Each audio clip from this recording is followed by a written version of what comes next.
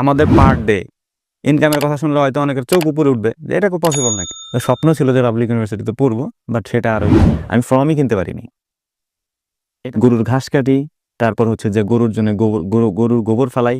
একের পর এক গ্রামের মানুষ, আশেপাশের মানুষ, মানে যা বলা যায় আর কি, ছেলের পড়াশোনা করেছে। গ্রামের একটা মানে প্রচলিত ব্যাপার হচ্ছে যে ছেলে যদি শিক্ষিত হয় তার একটা সরকারি চাকরি লাগবে। ওনারা চিকিৎসা দেওয়ার পরে 12,000 টাকার মতো বিল হয়েছিল আর কি। তখন আমি চিন্তা করছি যে এরকম যদি হয় তাহলে আমার এই খামার চালানো সম্ভব না, এটা আমার বন্ধ করে দিতে হবে। মানে একটা বাট ঠিক করতে যদি আমার 12,000 টাকা লাগে, বাট বাট ঠিক হয়নি, বাট খানা হয়ে গেছে আর কি। এরপরে ওই চিকিৎসা সম্পর্কে আমি একটু জানার চেষ্টা করি যে এটা সমস্যাটা আসলে কোথায় হইলো। জানতে জানতে অনেক গবেষণা করার পর ওই সেম চিকিৎসাটা আমরা এখন 30 টাকায় দিই, এবং আমাদেরকে ফোন দিলে এই সমস্যাটা হচ্ছে কি করবো ভাই পরামর্শ দেন। পরামর্শ দেন তখন। হ্যাঁ, মানে গরুর খামারিদের জন্য 24 ঘন্টা। যখন আমি বললাম যে আমি একজন কৃষক, রাখাল, তো দেখলাম যে সবাই একটু স্তব্ধ। এইখানেই সমাজের বাস্তবতাটা, যে আমাদেরকে মানুষ কতটা নিচু চোখে দেখে। বলেন ভাই। সাইফুল ইসলাম।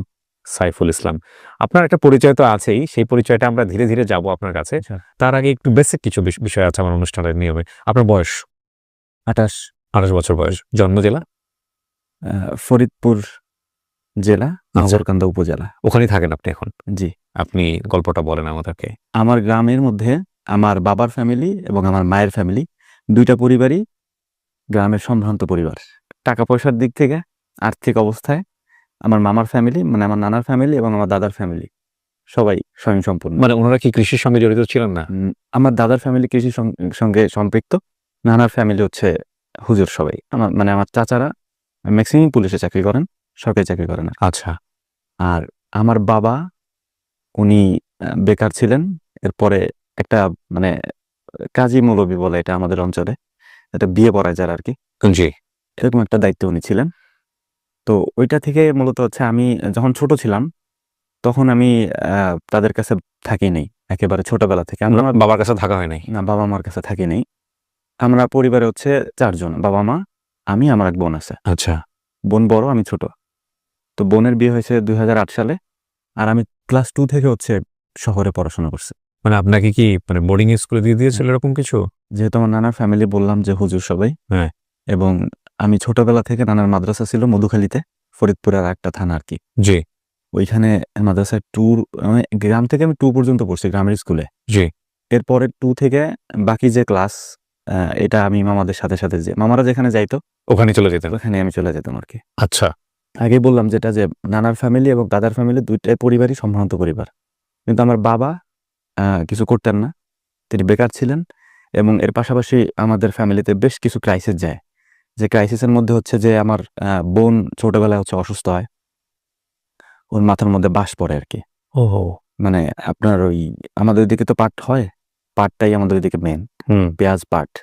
তো পাটের সিজনে ওই পাট নিতে গিয়ে, মানে পাটের আঁশ ছোলায় আর কি আমাদের ওইদিকে, তো ওই ভেজা বাঁশের নিচে গেছিল বৃষ্টির সময়, তো বাঁশ মাথার উপরে পড়ছিল তখন। এরপরে হচ্ছে ওকে নিয়ে অনেক অনেক দৌড়াদৌড়ি করছে, ছোটবেলা থেকেই দেখছি আর কি, অনেক টাকা পয়সা গেছে ওর পিছনে। আর এরপরে আমার বাবা একটা মানে বিয়ের একটা ঝামেলায় জড়ায় আর কি, বিয়ে পড়ানো নিয়ে আর কি। বিয়ে পড়ানো নিয়ে ঝামেলা বলতে? ঝামেলা বলতে একটা বিয়ে পড়াইছিল, যেটা হচ্ছে রাত্রেবেলা, মানে বর কনে দুজনে আসছিল পালায়? হ্যাঁ, একজন নিয়ে আসছে আর কি, আমাদের পাশের গ্রামেই। তো নিয়ে আসার পরে ওনারা আব্বারে ডেকে নিছে যে আপনি সরাটা করায় দেন আর লিখে নিয়ে যান আর কি। তো তখন উনি লিখে নিয়ে আসছিল সাদা কাগজে। এটা আরো প্রায় 2003-4 সালে হবে আর কি। লিখে নিয়ে আসার পরে ওইটা হচ্ছে ওনারা সকালবেলা ওই লোক এসে বলল যে আমাকে বিয়ে পড়াইছিলেন কাকা রাত্রে। তা আব্বা বলছে যে আমার তো মনে নেই, হারিকেনের আলোতে অত খেয়াল নেই আর কি। এরপরে ছেলে বলছে যে আমি বিয়ে করিনি। পরে ছেলে মেয়ে দুই পক্ষেই কোর্টে যায়, মামলা করে। মামলার এক পর্যায়ে গ্রামের সালিশে এটা নিষ্পত্তি হয়ে যায় আর কি। পরবর্তীতে 2007 সালে যখন তত্ত্বাবধায়ক সরকার ক্ষমতায় আসে, তখন এই মামলাটা মানে মেয়ের পক্ষ উঠায় নিলেও ছেলে পক্ষটার মামলা উঠায় নেয়। ছেলে পক্ষ মামলা তুলে না নেওয়ার কারণে ওই মামলাটা দুর্নীতি দমন কমিশনে চলে যায়। ওহো! এবং এদেরকে বারবার যখন নোটিশ দেওয়া হয় যে হাজিরা দেওয়ার জন্য কোর্টে, এরা আর যায় নাই, কোর্ট অবমাননা করে আর কি। তো আমার চাচারা যেহেতু সবাই পুলিশে চাকরি করেন, মানে ম্যাক্সিমামই, আর আমার চাচা একজন বলছিলেন যে উনি তখন পাংশা থানায় ছিলেন, রাজবাড়িতে। ওই থানার ওসি ছিলেন উনি, তো উনি বলছিলেন যে এখানে আয়, আমি তোর নাম কাটাই দিই বা সিস্টেম করে দিই, আমি তোর সিস্টেম করে দিই। তো বলছিল যে কিছু হবে না, সমস্যা নেই দাদা ভাই, ঝামেলা হবে না। হুম। এর এক পর্যায়ে মূলত হচ্ছে যে আমার যখন একেবারে 2007 সাল শেষের দিকে হুম। নানা বাড়ি ছিল মধুখালীতে, যেহেতু এখান থেকে নানা ড্রাইভারকে নিয়ে আব্বা হাজিরা দিতে যায়, তখন আব্বাকে গ্রেফতার করে। ওহো, এরপর ওনার 5 বছরের জেল হয়। এই একটা ঘটনা কেন্দ্র করে? হ্যাঁ, তত্ত্বাবধায়ক সরকারের সময়। এরপর ওনারা 2 মাসের মতো, তত্ত্বাবধায়ক মানে কি 11 তত্ত্বাবধায়ক? হ্যাঁ, তো এরপর ওনারা 2 মাসের মতো জেলে ছিলেন। 2 মাস পরে হাইকোর্ট থেকে ওনাদের জামিন হয় আর কি। তো ওইখানে আমাদের প্রচুর পরিমাণে টাকা পয়সা যায়। খুব স্বাভাবিক। আমাদের ফ্যামিলিতে আমার নানার ফ্যামিলি আমাদের খুব এফোর্ট করে আর কি, তখন থেকে নিয়ে ছোটবেলা থেকে দেখে আসছি। আমার মা অনেক কষ্ট করছেন। আমার আব্বাকে যখন বাড়িতে নিয়ে আসে, এরপরে তো ওনার কোনো চাকরি টাকরি কিছুই ছিল না। আর আমাকে নিয়ে যায় হচ্ছে আমার মামা 2008 সালে নারায়ণগঞ্জে। ওইখানে একটা মাদ্রাসায় আমাকে ভর্তি করে, 8-এ ভর্তি করে, ক্লাস 8-এ। তো ওইখান থেকে আমি এইচএসসি দেই, দাখিল। তার মানে আমি একটা জিনিস বুঝতে পারছি যে বাবার পরিবার থেকে আসলে খুব একটা সাপোর্ট ছিল না আপনার জন্য, আপনার ক্যারিয়ার গ্রোথের ক্ষেত্রে। বলাটা খুব টাফ, বাট সিচুয়েশনালি যেটা হয়েছে জীবনে তাই আসলে। একদমই না, তাদের পক্ষ থেকে সাপোর্ট তো দূরের কথা। উল্টা 2008 সালে যখন আমার দাদা মারা যায়, দাদা মারা যাওয়ার পরে জমি জমা ভাগটাগ করার কথা বলছিলাম, যে আমাদের মানে দেনায় আমরা মানে ঋণে জর্জরিত হয়ে মানে করার মতো আমাদের কিছুই ছিল না। আমার আব্বা মা গ্রাম থেকে চলে আসছিলেন শহরে, ঢাকাতে। ওহো, আমার বোনের তখন বিয়ে হয়েছে। একটা বিষয় হচ্ছে যে নতুন বিয়ে হয়েছে, তাদের ফ্যামিলি জানলে কি হবে। এখানে কোনো একটা কাজের জন্য আমার আব্বা চলে আসে, মাও চলে আসে আর কি। তখন আমি নারায়ণগঞ্জে ছিলাম। কোনো হেল্প তো তারা করেই নাই, উল্টা হচ্ছে জমি জমার যেটা আমরা পাইতাম সেটা আমাদেরকে বারবার বলছে যে দিয়ে দেন, আমরা আমাদেরটা বিক্রি করে তারপর কাজ করি। আমার বোনের বিয়ের সময় জমি বিক্রি করছে। এরপরে যখন ওনারা ঢাকায় চলে আসলেন, আসার পরে আসার একটা কারণ আছে, সেটা হচ্ছে যে প্রচুর পরিমাণে ঋণ হয়ে যায় আমার পরিবার, আব্বা মা। বোন তো বিয়ে হয়ে গেছে, সে তার মতো। বাকি ছিলাম আমি আর কি। এখন আমাকে নিয়ে দোটা নেই, তখন আমি ইন্টারমিডিয়েটে পড়ি, আলিমে পড়ি আর কি। আমি যেহেতু মাদ্রাসা থেকে পড়াশোনা করছি, আলিমে পড়ি। তো তখন আমাকে বলা হলো যে পড়াশোনা ছেড়ে দাও, আর আমরা এফোর্ট দিতে পারতেছি না আর কি। যদিও আমার লাগতো মোটে 2600 টাকার মতো মান্থলি। আমাকে 2600 টাকা দিতে হইতো মাদ্রাসায় 1000 টাকা খাওয়ার জন্য, আর বাকি প্রাইভেট এবং আমার হাত খরচ মিলে 1600 টাকা দিত আর কি। তো বললো যে ছেড়ে দাও পড়াশোনা, আমাদের পক্ষে আর সম্ভব না। তখন আমার মামা, বড় মামা বিশেষ করে, উনি এখন ঢাকা কলেজের প্রফেসর। তো উনি বললেন যে না, পড়াশোনা কেন বন্ধ করবে। তো তখন থেকে আবার মামা তার মানে বুঝতে পারছেন ওর মামার দিকের ফ্যামিলি কতটা এনরিচ। জি। তো এরপরে ওইটা চালু হয়েছে আর কি, আবার পড়াশোনা করলাম। এরপর একটা পর্যায়ে যখন আমি অনার্সে ভর্তি হই, আমার কাছে টাকা ছিল না যে আমি ঢাকা বিশ্ববিদ্যালয় ব্যতীত অন্য কোনো জায়গায় ফর্ম কিনবো। আমার ফ্যামিলি সেটা অ্যাফোর্ড করতে পারে নাই। অ্যাডমিশন আমি কোচিং করছি, সেই টাকাটা আমাদের ওইখানে তখন তো 40 মনের মতো পেঁয়াজ ছিল, 4000 টাকার মতো করে আমার আব্বা বিক্রি করে দেয় 10 মন পেঁয়াজ, এবং টোটাল সব পেঁয়াজই বিক্রি করে দেয় বছর আর কি। তারপর আপনার অ্যাডমিশনের টাকা হচ্ছিল না? না না, আমি যখন কোচিং করি আর কি, আচ্ছা। কোচিং এর টাকাটা দেওয়া হয়েছিল, খরচের টাকা, ঢাকায় থাকবো, খরচের টাকা এবং কোচিং এর টাকা, এগুলা দেওয়া। ও, তারপরে আর টাকা নেই? না, টাকা ছিল না এবং দিতেও পারে নাই আর।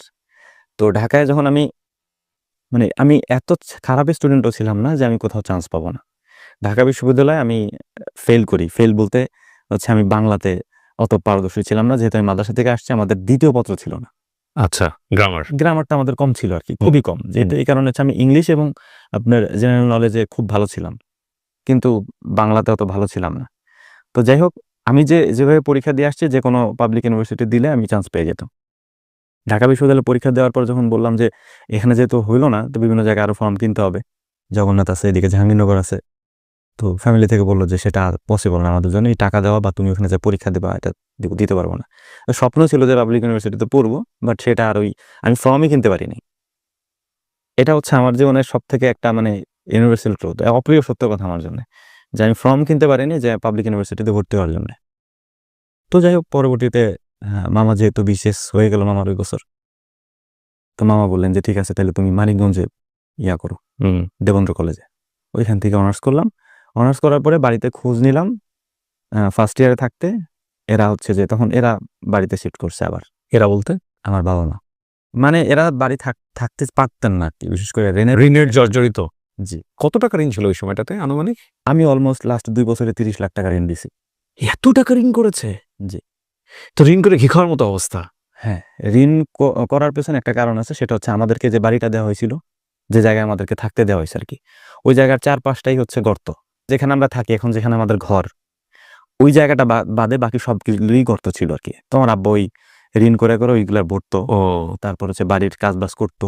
এরপর হচ্ছে যেহেতু একটা ফ্যামিলিতে ইনকাম নাই, সেই ফ্যামিলিটা চলবে কিভাবে? তো ওই সময় ঋণ করে করে এগুলা। পাওনাদারদের কাছ থেকে লুকায় থাকা কঠিন সময়। তো সেই ব্যাপারটা যখন ঘটে, তখন আমার চাচা একজন পুলিশের এটিএসআই, উনি বাবার সাথে জমজ, আমার আব্বা উনি আর দুজনে জমজ। তো উনি কিছু গরু দিছিলেন আব্বাকে পালার জন্য আর কি। উনার মানে চাচার গরু বর্গা পালতো আমার আব্বা। আচ্ছা, 4টা গরু ছিল, এই 4টা গরু উনি বর্গা পালতেন। যখন আমি ইন্টারমিডিয়েটে ওখানে ছিলাম, মানে নারায়ণগঞ্জে ছিলাম, তখন থেকে সোশ্যাল মিডিয়ার প্রতি আমার একটু ঝোঁক ছিল। এটা নিয়ে আমাকে অনেক ট্রল করতো আমার রুমমেট যারা ছিল তারা। কি করতেন আপনি? ট্রল বলতে ওই সময়টাতে আপনি সোশ্যাল মিডিয়াতে কি দেখতেন শুধু নাকি? আমি শুধু দেখতাম, এবং আন্তর্জাতিক এবং দেশীয় যত বিষয় আছে সব বিষয় সম্পর্কে আমার ধারণা থাকতো। আচ্ছা, তো ওরা আমাকে কোনো ট্রল করতো, চেতাইতো আর কি, এখন আমাদের যে পড়াশোনা করো না ঠিকঠাক মতো। এরপরে যখন আব্বারে বললাম যে এভাবে করলে তো আমাদের আরো সমস্যা, আব্বারে বললাম যে এভাবে তো হবে না, যেহেতু এগুলো দেশি গরু। পরবর্তীতে আস্তে আস্তে বললাম যে এগুলো বিক্রি করে দেন, নাহলে কাকারে দিয়ে দেন। তো বিক্রি করতে বলতে এখন সে তো নিবে না, নিতে পারবে না, সে তো ঢাকায় থাকে। তো দেখি এখন তাকে হ্যান্ড ওভার কিভাবে করবে, তো বিক্রি করে তারপর আমাদের যে অংশটা আমরা পাবো বর্গা বর্গা ভাগ হিসেবে আর কি, এটা আমাদেরকে দিয়ে দিল, আর তার মেন অংশটা সে নিয়ে নিল আর কি। এরপরে আবারও কিছু টাকা ঋণ করে, আর ওই টাকাগুলি ভরে আমি আব্বাকে একটা গরু কিনে দিই ঢাকায় থাকতে, যখন অনার্সে পড়ি ফার্স্ট ইয়ারে। একটা গরু কিনে 1,06,000 টাকা দিয়ে। আচ্ছা। এই একটা গরু থেকেই আলহামদুলিল্লাহ শুরু হয় আমাদের যাত্রা আর কি। ওই সময় আমরা আমার কোন এক চাচার কাছে টাকা চাইছিলাম যে আমাদের জমিটা বন্ধক রাখেন, আমাদের অংশের কিছু অংশ বন্ধক রাখেন, রেখে আমাদেরকে কিছু টাকা দেন। তো উনি তখন আমাদেরকে টাকা না দিয়ে উনি বললেন, যদি পারো বিক্রি করো, বিক্রি করলে কিনে নিব। তো বাধ্য হয়ে তখন ওই জমিটা আমাদের বিক্রি করতে হয়েছে। এবং তখন তখন তারা বলছিলাম যে কাকা, পরবর্তীতে যদি আমরা, হবে তো না জানি, যদি কোনোদিন হয় তাহলে তাহলে ফেরত দিয়েন। উনি বলছিলেন যে ঠিক আছে। পরবর্তীতে ওনাকে বলা হয়েছে, বাট উনি আর দেন নাই। বাট এটা আমাদের কোনো অভিযোগ নাই, কারণ উনি কিনে নিছেন, উনি দিবেন না দিবেন সেটা তার ব্যাপার। কি জাতের গরু? এটা ছিল cross, Friesian cross. Friesian cross, সাধারণত বাংলাদেশের মানুষ যেটা কেনে আর কি। এটাই দুধের গরু। দুধের। কি অবস্থায় কিনছিলেন? দুধ দুধ অবস্থায় না? 10 লিটার দুধ হইতো তখন। তখন আমি ছিলাম না এখানে, আমি তখন গাজীপুরে, তারপর বিভিন্ন জায়গায় অনলাইনে কিছু গ্রুপ ছিল আর কি, ওনাদের সাথে অ্যাক্টিভ ছিলাম। এই খামারি? হ্যাঁ, আচ্ছা। এই খামারগুলোর গ্রুপগুলোর সাথে অ্যাক্টিভ থাকতাম, আমি দেখতাম যে ওনারা কিভাবে কি করে। তো এই দেখতে দেখতে একটা অভিজ্ঞতা হয়েছিল। তখন আমার মনে হয়েছিল যে দেশি গরুগুলোতে হবে না, কারণ খাবার সেমই খাবে, কিন্তু দেশি গরুগুলো প্রোডাকশন এরকম আসবে না। ফ্রিজিয়ান জাতের যে গরুগুলো বেশি দুধ দেয় আর কি, খাবার সেম খাবে, দুধ এটা বেশি দিবে, এটা কম দিবে। রাইট। সো আপনি তখন কিসে পড়ছেন? আমি তখন আমার ফার্স্ট ইয়ারে পড়ি। অনার্স ফার্স্ট ইয়ার কোন সাবজেক্ট? আমি ইসলামিক স্টাডিজে। ইসলামিক স্টাডিজে। ওকে, তারপর? এরপরে গরু একটা কেনা হইলো, কেনার পরে মোটামুটি ওইটা থেকে দুধ আসলো, প্রতিবন্ধকতা তৈরি হইলো। বাচ্চা দেওয়ার পরেই ওই বাটগুলা সব শক্ত হয়ে গেছে। ওহ, ম্যাস্টাইটিস নাকি যেন এটা বলে। ম্যাস্টাইটিসের আমার কিন্তু এক্সপেরিয়েন্স আছে। আমার ছোটখাটো একটা ফার্ম ছিল। এটা আমি বললাম আজকে, টিকাইতে পারি নাই। ম্যাস্টাইটিসের এই সমস্যার কারণেই মূলত সব খামারগুলো বন্ধ হয়। এবং ইন ফ্যাক্ট হচ্ছে যে একবার যদি গরুটা হয়ে যায় তাহলে গরুটা আসলে খামারিরা রাখেন না, সেল করে দিতে বাধ্য হয়। হ্যাঁ, তো পরবর্তীতে যখন দেখলাম যে এই সমস্যাটা হইছে ওই একটা গরু থেকে, তো পরে টেনশনে পড়ে গেছে যে এত কিছু করলাম, এটাও এরকম হয়ে গেল। প্রথমটাই। হ্যাঁ, প্রথম গরুটা এরকম হয়ে গেল। এরপরে আমরা হচ্ছে যে ওই ওষুধ আনলাম। মেন যে সমস্যাটা তৈরি হয়, ডাক্তার খরচ। গরুর খামারে ডাক্তারকে বললাম যে এই ব্যাপার, গরুর বাট দিয়ে রক্ত আসতেছে, এর পাশাপাশি অলন শক্ত হয়ে গেছে, কি করব? ডাক্তার ওষুধ দিল, 2,000-2,500 টাকার ওষুধ দিল। দেওয়ার পরে মানে ক্যালসিয়াম ভিটামিন এইগুলো আর কি, যেগুলোতে তাৎক্ষণিকভাবে কাজ করবে না। জি। পরে আমি ওই গ্রুপে এই ছবিগুলো দিছিলাম প্রথমে, যে আপনারা একটু দেখে আমরা একটু বলেন। তো ওনারা তখন আমাকে বললো যে এটা কেন করছেন, এই ওষুধগুলো কেন দিছেন, ইনজেকশন কেন দিলেন। তো আমি তখন বললাম যে হ্যাঁ, আমি তো কিছু জানি না, আর এই বিষয় সম্পর্কে তো আমার অভিজ্ঞতা নেই। তো ওনারা আমাকে তখন মানে কিছু পরামর্শ দিলেন যে এই কাজগুলো করেন। তখন করার পরে আস্তে আস্তে ওটা ঠিক হলো, ওই গরুটা ঠিক হলো, কিন্তু দুধটা আর আগের মতো হলো না। এরপরে দেখলাম যে মোটামুটি সমস্যা নাই, ফ্যামিলি চলতেছে। এবার আমি আরেকটা গরু কিনি, কিছু টাকা আবার এই ঋণ করে। কাছ থেকে নিয়ে আরেকটা গরু কিন, 2টা গরু হয় তখন। এরপর ওই 2টা গরু থেকে মোটামুটি ভালো দুধ আসতো, ওইটা বিক্রি করতাম। যখন এরপর যখন আমি আরেকটা গরু কিনা হয়, তারপরে ওইটা ঋণ করে কিনা হয়েছিল। 3টা গরু পরপর ঋণ করে কেনা? না, 2টা গরু, ঋণ করে? একটা অল্প আর বাকিটা, দ্বিতীয়টা হচ্ছে কিনছিলাম আত্মীয় স্বজনের কাছ থেকে নিয়ে, এবং আমরা কিছু গুছাইছিলাম ওটা দিয়ে। 3 নাম্বার গরুটা 2.5 লাখ টাকা দিয়ে কেনা হয় আর কি, সব থেকে বড় যেটা ছিল। ওকে, এই 3-4 দিন আগে এটা বাচ্চা দিছে আর কি, আবার 7ম বার আমাদের এখানে। আলহামদুলিল্লাহ। তো ওইটা দেওয়ার পরে, এখন ওইটা কেনার পরে মূলত দুধের চাহিদা, মানে দুধটা অনেক বেশি হলো। এর কিছুদিন পরেই শুরু হলো আপনার মানে করোনা আসলো আর কি, 2021 সালে বা 20 সালে। এই গরু যে আপনি কি করতেন? আপনি মাঠে গিয়ে ঘাস কাটতেন, সবকিছু আপনি নিজে করতেন? হ্যাঁ, ইন্টারেস্টিং ব্যাপার হচ্ছে যে, এই যে বললাম শুরুতেই যে 2 ফ্যামিলি থেকে আমি হচ্ছে সম্ভ্রান্ত পরিবারের, কিন্তু আমার ফ্যামিলিটা গরিব, সোজা কথা। কিন্তু মেন বিষয় হচ্ছে, যখন আমি এই কাজগুলো করতে শহর থেকে গ্রামে চলে আসি, গরুর ঘাস কাটি, তারপর হচ্ছে যে গরুর জন্য গরুর গোবর ফালাই, তারপর এই যে ছোট কাজগুলো আছে, যে যে ভাষাটা বোঝায় আর কি। আমি যেহেতু গ্রামে থাকি, গ্রামের সিচুয়েশন আমি বুঝি। একের পর এক গ্রামের মানুষ, আশেপাশের মানুষ, মানে আমার বাবা মাকে মানে যা বলা যায় আর কি, ছেলের পড়াশোনা করেছে। গ্রামের একটা মানে প্রচলিত ব্যাপার হচ্ছে যে, ছেলে যদি শিক্ষিত হয় তার একটা সরকারি চাকরি লাগবে, এবং সেটার জন্য আমি যখন ইন্টারমিডিয়েট শেষ করি, আমাকে পাঠানো হয়েছে পুলিশ লাইনে। আমাকে, আমার ফ্রেন্ডে, আমি মুক্তিযোদ্ধার কোঠাধারী ছিলাম, আমার নানা মুক্তিযোদ্ধা, এবং আমার ফ্রেন্ডও মুক্তিযোদ্ধা, কোঠা ছিল ওরও। দুজনে একসাথেই দাঁড়াইছি লাইনে। দাঁড়ানোর পরে আমার ছোট আন্টি আমার ফোন দেয় যে, জীবন শুরু করবা এটা দিয়ে। কিছু টাকা এখানে দেওয়া লাগতো আর কি, বড় একটা অ্যামাউন্ট। ফ্যামিলি সেটার জন্য রাজি, প্রয়োজনে কিডনি বিক্রি করে দেবো, তাও সরকারি চাকরি হোক। তো গরু টরু সব বিক্রি করার সমস্যা নেই, চাকরি হোক তোমার। আন্টি যখন ফোন দিল, ছোট আন্টি, আমার থেকে 1.5 বছরের বড় আর কি, ফোন দিয়ে বললো যে, সাইফুল, এটা করবা তুমি, টাকা ঘুষ টুস দিয়ে চাকরি নিবা? তখন আমি ওখান থেকে পালাই চলে আসি। কি কনস্টেবলের জন্য দাঁড়িয়েছিলেন? হ্যাঁ, ইন্টারমিডিয়েট শেষ করবো আমি তখন এখান থেকে পালাই চলে আসার পরে, এরপরে মানুষ তো, আমার ফ্রেন্ডের চাকরি হয়ে যায় আর কি। ও, তখন তো আরো বিপদ। হ্যাঁ, ফ্যামিলি থেকেও চাপ, যে কথা শুনলা তার। তখন আমরা হচ্ছে একটু ইসলামিক দিক থেকে, আমরা যেহেতু ওই ফ্যামিলিটা যেহেতু ইসলামিক পুরোই একেবারে, এরপর হচ্ছে যে আরো বেশি মানে আমরা হয়ে যাই, মানে আমাদের পরিবারের টুকটাক যার মধ্যে যা সমস্যা ছিল, কিছু কিছু জিনিসের জন্য আমরা পুরোই চেঞ্জ হয়ে যাই আর কি, একেবারে ইসলামিক মাইন্ডেরই হয়ে যায় সবাই। তো তারাও বলতে শুরু করলো যে তখন যে আল্লাহ এক ব্যবস্থা করে দিবে। এরপরে আস্তে আস্তে যখন গরু পালা শুরু করলাম, করোনা আসলো। এর আগে থেকে মানুষ এরকম বলতো যে, মানে ছেলেরা দিয়ে কাজ করাইতেছেন, শহরে পড়াশোনা করাইছেন, এগুলা কেন করা? আপনারা তো এরকম কোনো ফ্যামিলি না। ছেলেরা বলেন, ওর মামারা আছে বা চাচারা আছে, বলেন চাকরি বাকরি দিয়ে দিতে, গ্রাম থেকে সরান, বিদায় করেন এখান থেকে। এটা তো গ্রামের মানুষেরও সমস্যা, যে পড়াশোনা করে এসে তারপরে যদি এই কাজ করে, প্রবলেম না একটা? মানে এইটা অনেক বেশি পরিমাণে বলতো, কারণ আমরা তো টাকা পয়সা তেমন ছিল না আমাদের, কিন্তু ফ্যামিলি, অন্যান্য ফ্যামিলির তো আছে, চাচাদের আছে, মামাদের আছে, তাদের মান সম্মানের তো সমস্যা। যাই হোক, এরপরে আমি মাঝে মাঝে মাঝে মাঝে কিছুদিন মানে আমার চাচাদের জমিতেও কাজ করছি আর কি।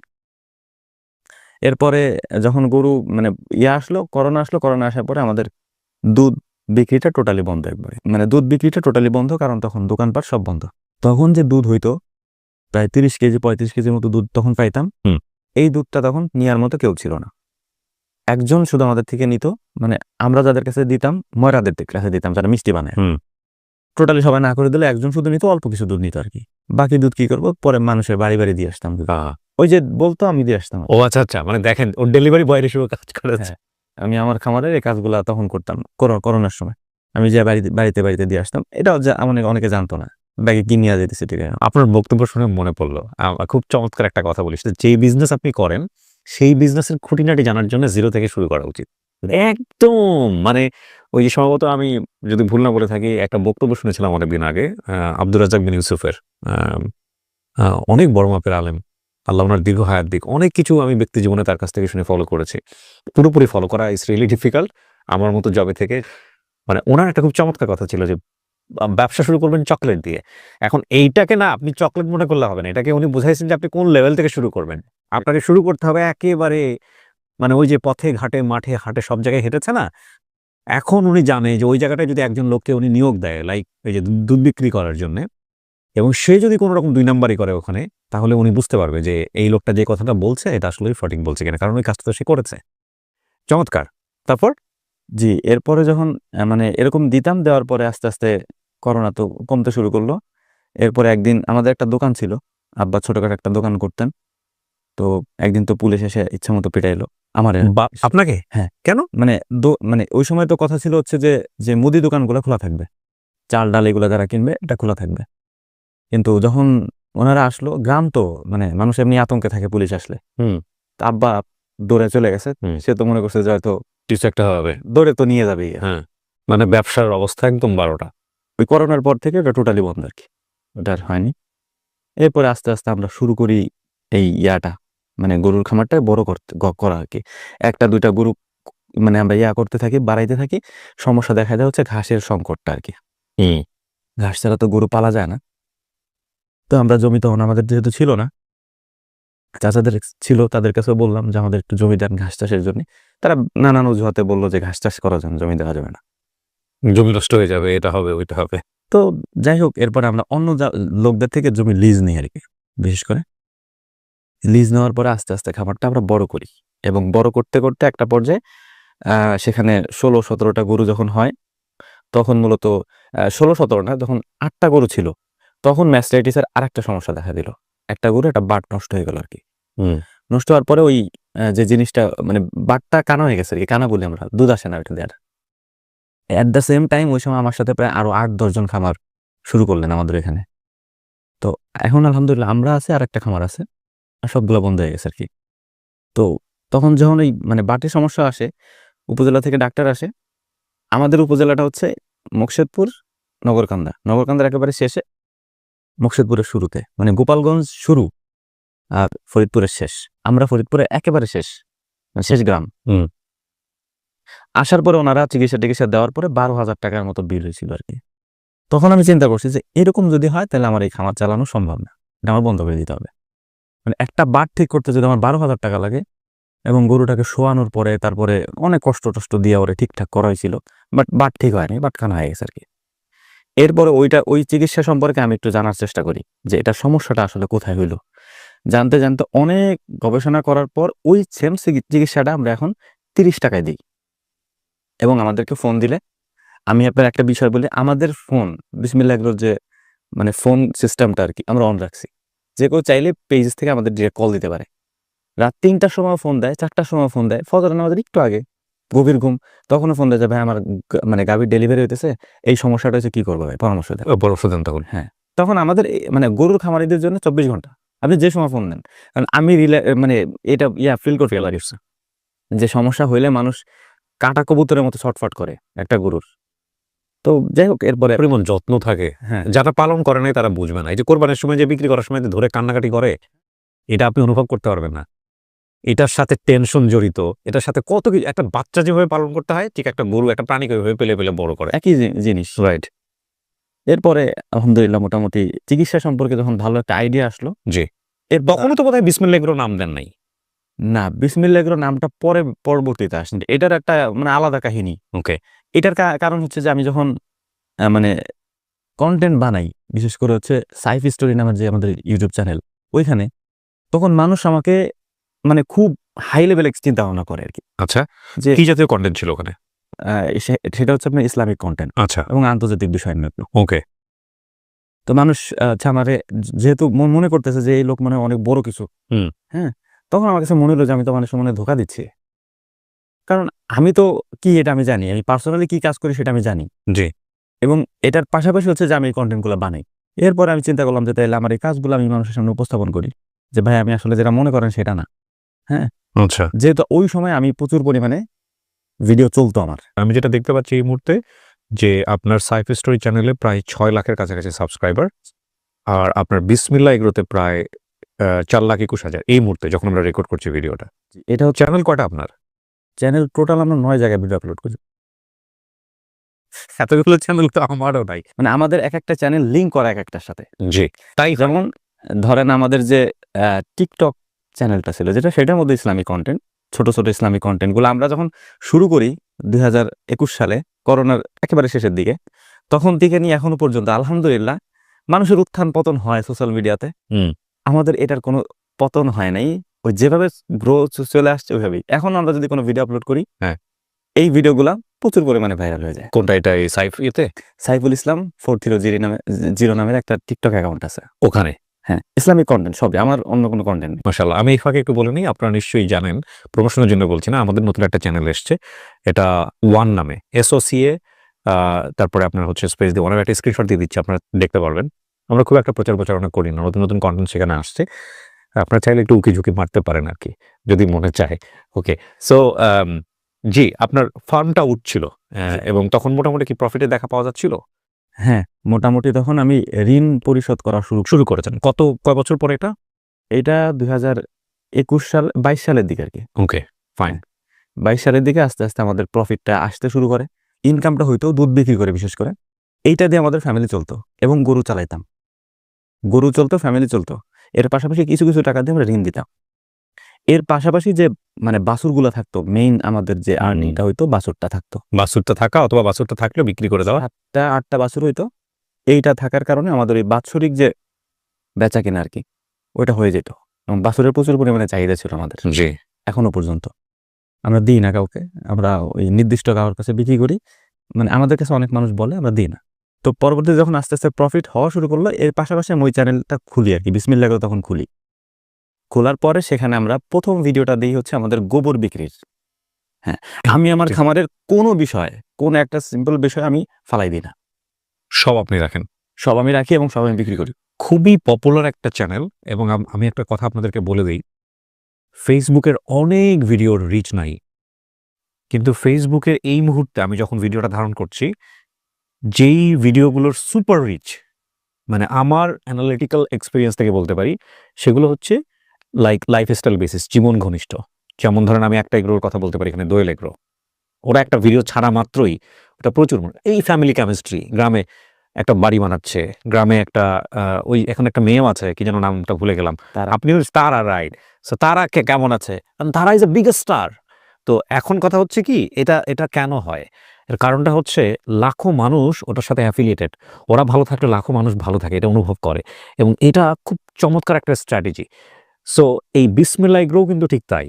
বিসমিল্লাহ এগ্রোতে যখন একটা ভালো ঘটনা ঘটে, তখন মানুষ এটা চমৎকার একটা ফিলে থাকে, এবং এটার প্রথম কারণটা হচ্ছে মানুষ এই চ্যানেল এইগুলোকে ওন করে। আচ্ছা, মানুষ কেন ওন করে?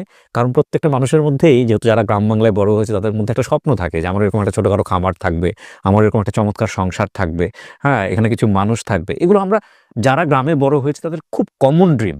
সো এই কমন ড্রিমগুলো যখন কন্টেন্ট হয়ে সামনে আসে, তখন এগুলা প্রচুর মানুষ দেখে। তো আমি এই কথাগুলো এখানেই বলছিলাম যে ফেসবুকে এই মুহূর্তে এত জটিলতার মধ্যে যে কন্টেন্টগুলোর ভিউয়ের কোনো সমস্যা নাই, তাদের মধ্যে একটা হচ্ছেন আমাদের এই বিসমিল্লাহ এগ্রো, এবং এগুলো এক একটা ভিডিওর ভিউজ মাশাআল্লাহ মাশাআল্লাহ। তো আপনি এটা বলছিলেন যে আপনি ফেলেন না কোনো কিছু, হ্যাঁ, তারপর? তো প্রথম ভিডিওটা আমরা শুরু করে হচ্ছে গোবর বিক্রি আর কি। জি। আমরা গোবর যখন আমরা বস্তা বন্দি করে গোবরগুলোকে রাখা হয় আর কি। জি। ওই গোবরগুলো হচ্ছে যারা যে মানে দিঘিতে, বিভিন্ন দিঘি আছে, হ্যাঁ। আমাদের ওদিকে আমরা এই দিঘির যে মালিকরা থাকে ওরা কিনে নিয়ে যেত আমাদের থেকে। তখন আমাদের বাড়িটা ভৌগোলিকভাবে বলি, বাড়ির 3 সাইড দিয়ে রাস্তা। আচ্ছা। আমাদের বাড়ির 3 পাশ দিয়ে হচ্ছে রাস্তা, এবং এই রাস্তা থাকার কারণে যে কোনো জিনিস আমরা সহজে মানে পণ্য বিপণন করতে পারি, আচ্ছা। বিক্রি করতে পারি সহজে, একদম সহজে। আচ্ছা। তো ওরা হচ্ছে ওই নসিমন বলে আমাদের দিকে, নসিমন নিয়ে বাড়ির ভিতরে আসতো। আমাদের খামারের পিছনে ছিল, পিছন থেকে ওরা গোবর নিয়ে যেত। তো মান্থলি আমাদের 8-10 হাজার টাকা গোবর বিক্রি থেকে আসতো। তো ভিডিওগুলো দেওয়ার পরে মূলত হচ্ছে যে আমরা আমাদের পরিচিতিটা মানুষের কাছে আসে। তখন মানুষ রিয়েলাইজ করতে পারতো না 2 চ্যানেলে মিলায় আর কি। সকালে যাকে দেখছে যে এত সুন্দর সুন্দর কন্টেন্ট নিয়ে কথা বলতেছে, সে গিয়ে গোবর ফেলতে একেবারে ফিটফাট একদম শার্ট-টাট সুন্দর করে পরে এভাবে দাঁড়ায় ভিডিও করতেছে। বিকালবেলা যখন সন্ধ্যার পর আরেকটা ভিডিও আসতেছে, দেখা যেতেছে সে কোথাও কোনো জমিতে ঘাস কাটতেছে, আবার গরুর গোসল করাইতেছে। দেখা যাচ্ছে মানে একেবারে গ্রামের যে মানুষজন আর কি, সেরকম দেখা যাইতেছে। তো মানুষ তখন এক চ্যানেলে থেকে আরেক চ্যানেলে কমেন্ট করতো আর কি যে, "এ ভাই এই কি সেই লোক?" বা "এই কি সেই লোক?" এই সেই লোক ভাই। তো পরবর্তীতে আস্তে আস্তে ওনারা যখন বুঝতে পারলো যে না, এটাই একই ব্যক্তি আর কি, তখন আর আমার সমস্যা হয় না যে আমি এখন সাকসেস। মানুষকে বুঝাইতে পারছি যে আমি একজন খামারি বা আমি একজন কৃষক। আমাকে যখন ইঞ্জিনিয়ারিং ইনস্টিটিউটে একটা প্রোগ্রাম ছিল, তখন সবাই মানে নিজেদের পরিচয় দিচ্ছিলেন। কেউ পুলিশ, কেউ র্যাবে থেকে আসছে, কেউ টিচারি, তারপর কেউ উকিল। মানে আমাদের একটা ছিল, গ্রুপ ছিল আর কি। আমাকে যখন ডাকা হইলো, তখন আমি এত পরিচিত না কোথাওই। মানুষ তখন আমার চিনত না। যখন আমি বললাম যে আমি একজন কৃষক, রাখাল, তো দেখলাম যে সবাই একটু স্তব্ধ। একজন তো মানে হাতে তালি দেয়। এইখানেই সমাজের বাস্তবতাটা, যে আমাদেরকে মানুষ কতটা নিচু চোখে দেখে। সহজ কথা এটা। আপনি আমাকে হয়তো সোশ্যাল মিডিয়ার মাধ্যমে আমি ব্যক্তিগত সাইফুল ইসলাম এটা বলতে পারি বিসমিল্লাহির ওনার, আমাকে মানুষ দেখে ভালো লাগে, আমার সাথে ছবিও তোলে, সমস্যা নেই, সবকিছু এভরিথিং ওকে। কিন্তু মেন প্রবলেমটা হচ্ছে আমার জায়গায় যদি একটা অক্ষত মানুষ থাকে, সে তার জীবনে সাকসেস, তাকে কেউ গুরুত্ব দিবে না। True. বিয়ে দিতে গেলেও এই সমস্যাটাই দাঁড় করাবে, ছেলে তো গরু পালে, সাথে দেওয়া যাবে। এইখানেই হচ্ছে, আমি তো পরিচিত মানুষ, আমার কথা আলাদা, কিন্তু আমার মতো যারা আছে আর কি, তাদের কেউ পাত্তা দেয় না ভাই। এটা আপনি তাদের মগজের মধ্যে যদি ঢুকায়ও দেন যে না এই পেশাটা এটা ঠিক আছে, পেশা তো একটা হইছে। কৃষিতে যে পরিমাণে লাভ হয়, বাংলাদেশে অন্য কোনো পেশায় অত পরিমাণে লাভ হওয়া অসম্ভব যেটা কৃষিতে হয়, কিন্তু মানুষ এটা বোঝেও না। খামার করতে গেলে অনেকে মনে করে যে খামার করলে লস হয়। খামার করলে লস যদি হইতো, বাংলাদেশে এত আমিষের চাহিদা পূরণ করে কারা? True. বিদেশ থেকে তো আসে না। এইগুলা পূরণ করতেছে তো দেশীয় মানে উৎপাদন করেই। তাহলে যদি লসই হইতো, তাহলে 18 কোটি মানুষের আমিষের চাহিদা পূরণ করার জন্য একটা ছাগলও কিনতে পাইতেন না আপনি। কিন্তু সেটা হচ্ছে কারণ মানুষ লাভ করে বলে এটাই হচ্ছে। যেটা চলতেছে। True. এখন সমস্যাটা কোথায় হয়? যখন আমরা পারি না। না পারার ক্ষেত্রে সমস্যাটা কোথায়? একজনে মনে করেন যে সে চাকরি করে, হ্যাঁ? পাশাপাশি তার ইচ্ছা হলো একটা খামার করব। আরেকজন লোকরে দিয়ে করায়। এই যখন আরেকটা লোকরে দিয়ে সে করায়, আমার নিজের জিনিস, তার প্রতি যে ফিলিংস আমার থাকবে, আরেকজন সেই ফিলিংস নিয়ে কাজ করবে না। এটা স্বাভাবিক। আলহামদুলিল্লাহ আমি আর আমার বাপ দুইজনে আমাদের খামারে যদি বলেন যে এখন 20 জন কর্মচারী রাখার লাগবে, আমরা এফোর্ড করতে পারবো, সমস্যা নেই।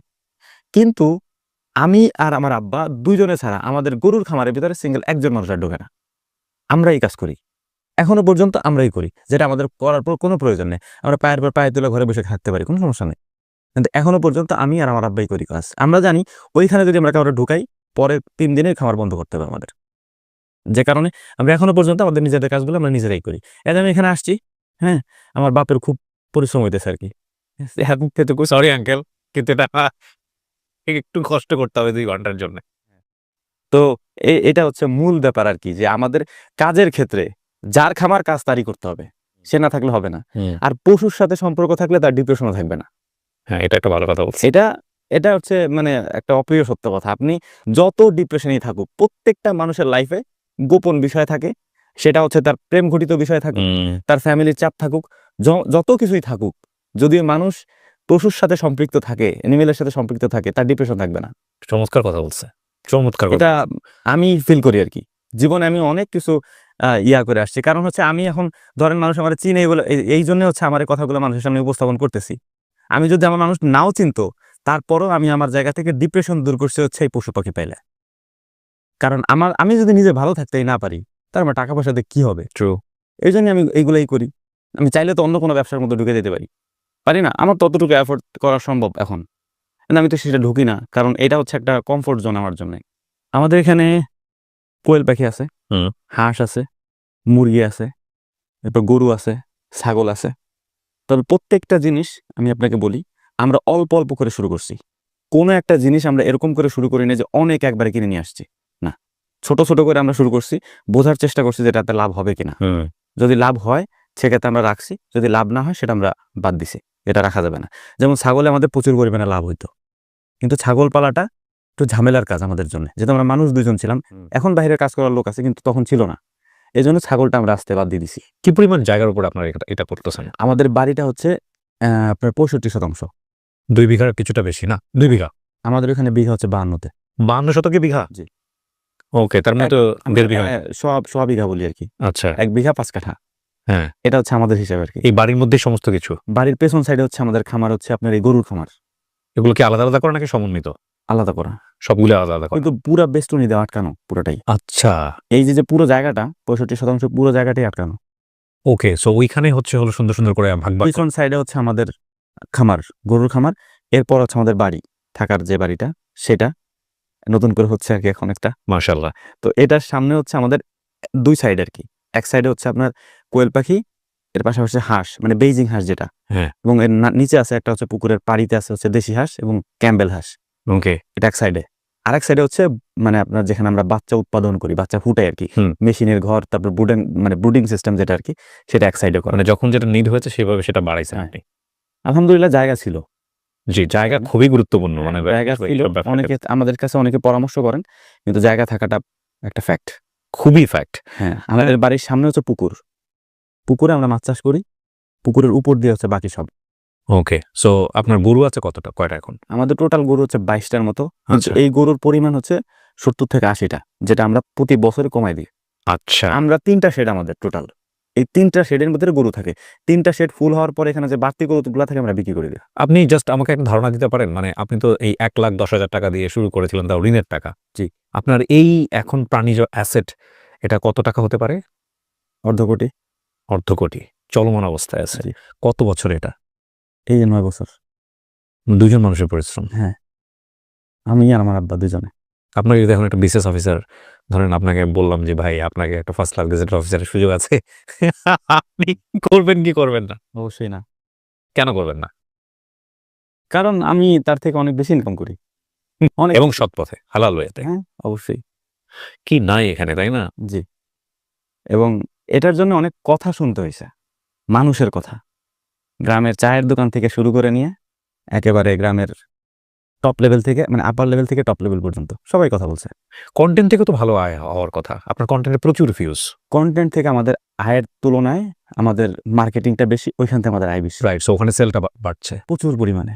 আমি আপনাকে একটা উদাহরণ দিই। জি। আমি যেহেতু নিজে ঘি তৈরি করি, হ্যাঁ, ঘিয়ের বেশ কিছু ভিডিও আমি দেখেছিলাম। আমি নিজে যেহেতু ঘি তৈরি করি, পার্সোনালি আমি জানি যে কোন ঘিটা অরিজিনালি পিওর হয়। আমি সেটাই বানাই। ধরেন আমি ঘি বানাইতে পারি 15 কেজির মতো, আমার একার পক্ষে সম্ভব, এটা 3 ঘন্টার মতো সময় লাগে। অনবরত সেটা নাড়তে হয়, হ্যাঁ। 1 মিনিট সেখানে মানে বিরতিহীন নাড়া লাগে আর কি। তো আমি যেহেতু এটা জানি, তো আমার ঘি বানাই আমি হচ্ছে 15 কেজির মতো। ধরেন আমি 30 কেজি ক্রিম অথবা 35 কেজি বা 40 কেজি ক্রিম। ডিম মানে কি শর্টটা, দুধের শর্টটা কি ফ্রিজে রাখতে হয়? না না, তাহলে এটা হচ্ছে আমরা দুধ দিয়ে দিই হচ্ছে দূরে একটা জায়গায়, হ্যাঁ। মাদারীপুরের কাছাকাছি। ওরা ক্রিম বানিয়ে দেয়? ওরা ক্রিম বানায় দেয়। ক্রিম কিভাবে বানায়?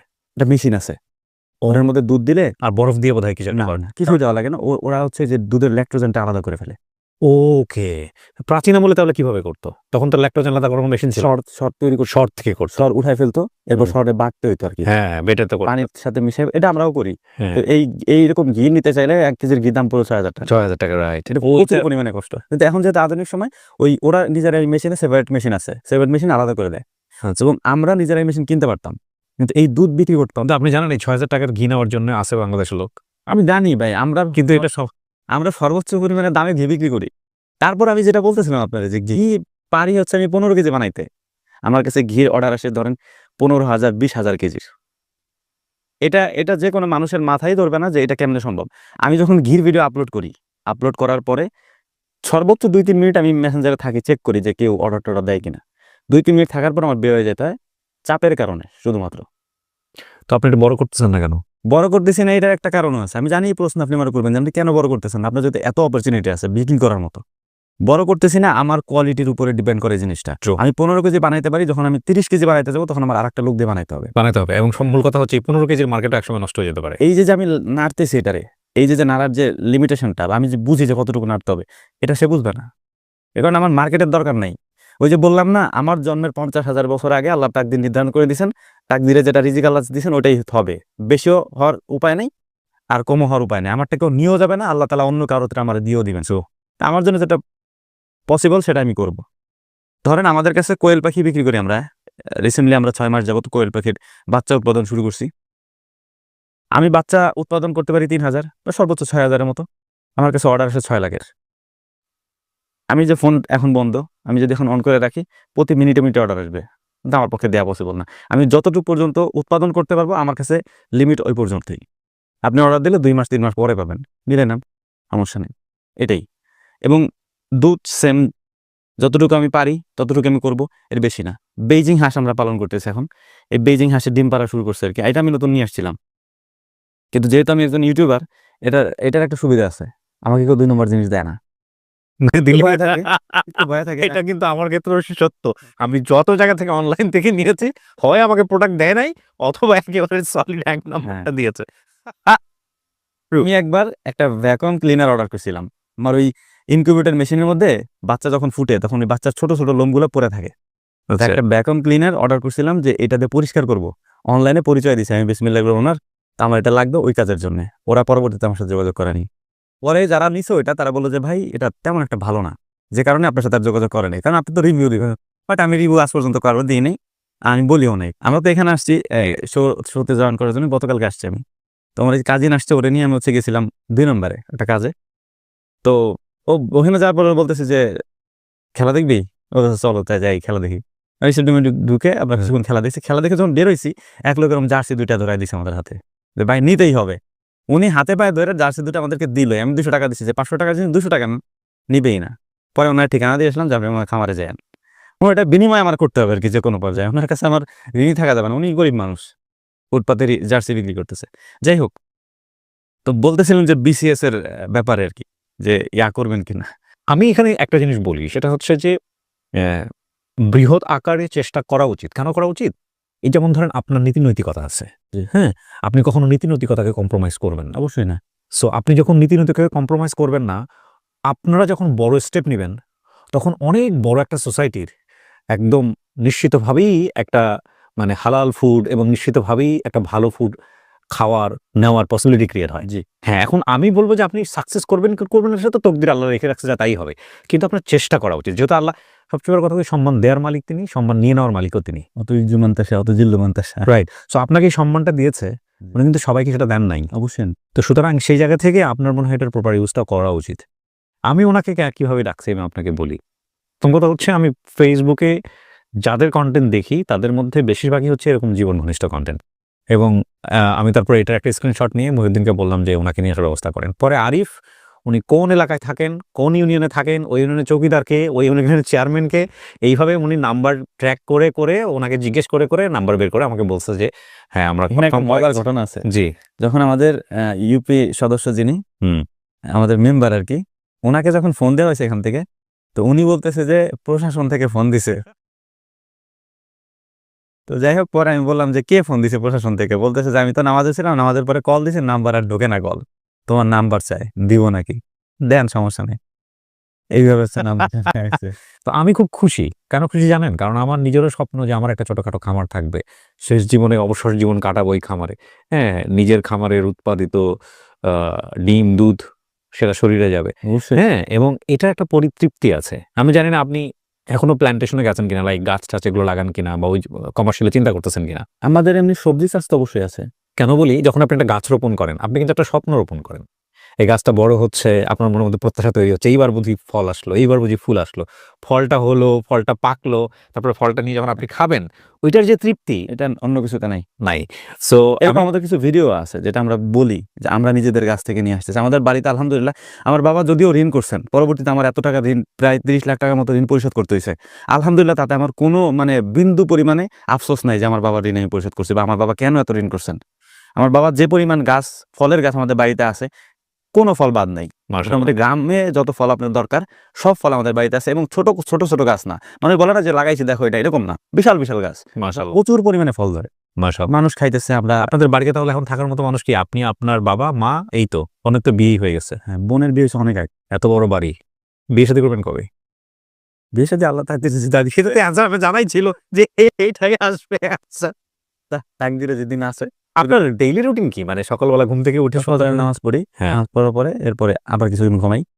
ঘুমানোর পরে ওই আমার আব্বা সকালে ওঠে একবারে, ফজরের পরে আব্বা আর ঘুমায় না। হ্যাঁ, এর কারণ হচ্ছে আব্বা সন্ধ্যার সময় ঘুমায় যায়, এশার নামাজ পরেই ঘুমায় যায় আর কি।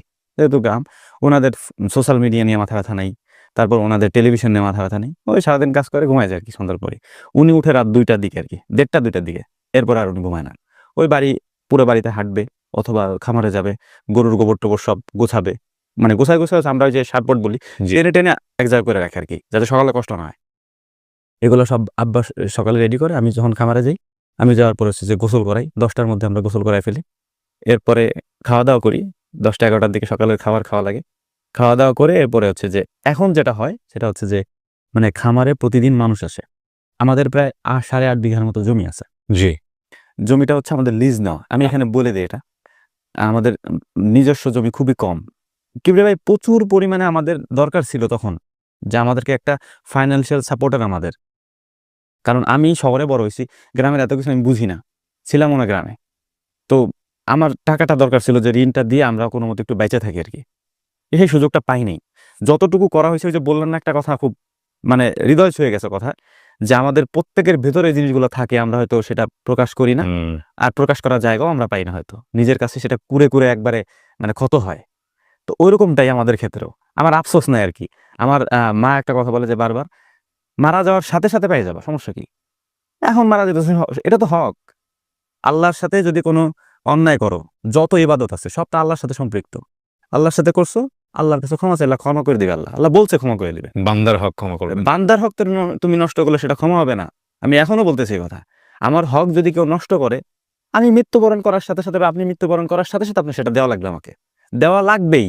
আপনি যদি ধর্ম মানেন, আপনি যদি ইসলাম ধর্ম অনুসারী হন, তাহলে এটা বিশ্বাস করতে হবে, এটাই মানের অঙ্গ। সব কেটে নেবে। হ্যাঁ, আপনি সেটা দেওয়াই লাগবে, আপনি পার হইতে পারবেন না। বলতেছে যে ঠিক আছে সমস্যা নেই, নিতেছেন নেক। মারা যাওয়ার সাথে সাথে তো আমাদের একটু তারা পাপ পূর্ণ যতটুকু করুক, ওখানে তো কিছু দিবে। এতে তো একেবারে তো লস হইতেছে না। এ পারে না, বউ পারে বাবা। আমরা প্রচুর পরিমাণে আল্লাহ বিশ্বাসী, আমাদের ফ্যামিলি প্রত্যেকটা মানুষ।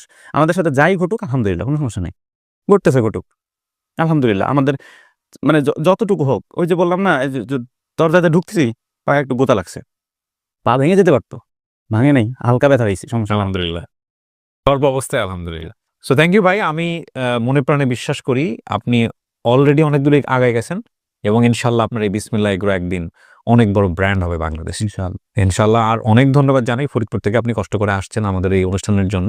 প্রচুর পরিমাণে আপনি প্রফিট করতে পারবেন, কোনো সমস্যা নেই আলহামদুলিল্লাহ।